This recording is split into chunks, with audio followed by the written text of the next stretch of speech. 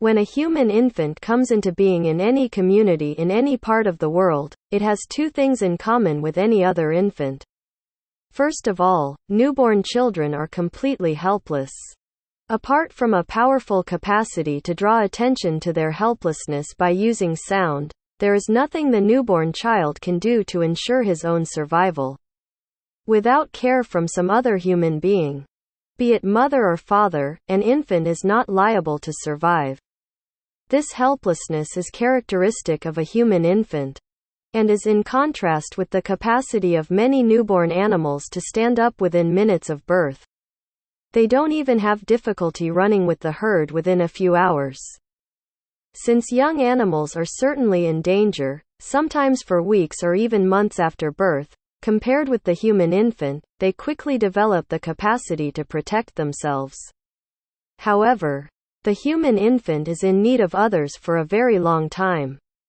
During this long period, the human infant develops the second feature which it shares with all other human infants: the capacity to learn language. It goes without saying that language is specific to and indispensable to the human race. Clothes are always interesting to study, not only because they reveal the taste of the wearer and, to some degree, his character, but also because they tell us something about the period in which they were worn. Fashions change constantly, and at first sight they may seem to change at random. However, actually, there is a reason for every change. It is not too much to say that clothes reflect the thoughts and habits of the time and change with them. We never move about a great city without noticing the large number of people who seem to have nothing urgent to do.